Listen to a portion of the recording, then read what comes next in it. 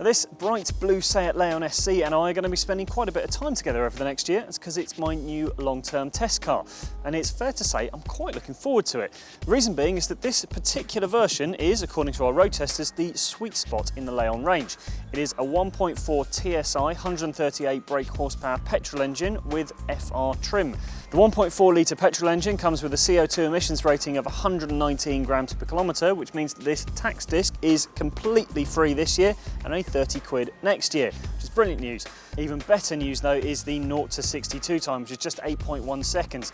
Now ideally at this point I'd take you to the What Car test track, I'd give it a few runs and show you exactly what it can do, but unfortunately I've only just got it, and according to this handbook, for the first 600 miles, I've got to behave myself and stick to below 4,000 revs, and then I've got to steadily increase that up to about 1,000 miles, whatever that means. But in any case, it does mean there's no playing at the moment, so it's so far so frustrating, but it'll all be worth it in the long run. Now the FR trim means that I get FR bumpers front and rear, tinted rear windows, sport suspension, aluminium door sills, FR logos on the inside, red stitching and sport seats. I also get front and rear parking sensors, cruise control and those 17-inch alloy wheels.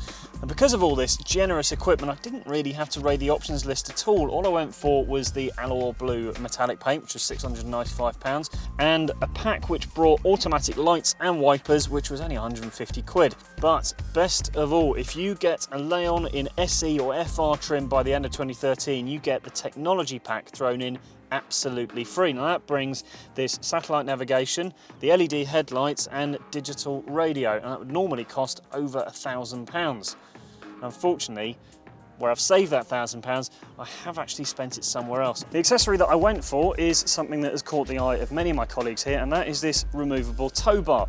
Combined with a bike rack that I've also got from the accessories list, that has added up to the best part of the £1,000 or so saving that I made on the technology pack. But the reason I've gone for it is to mainly keep the interior as clean as possible, and this hefty boot lip is also going to be quite troublesome getting a muddy mountain bike over anyway, so that should see some use over the next year or so. I'll be writing about life with my Leon on a weekly basis, so head to whatcar.com/rcars to keep up to date with how I'm getting on.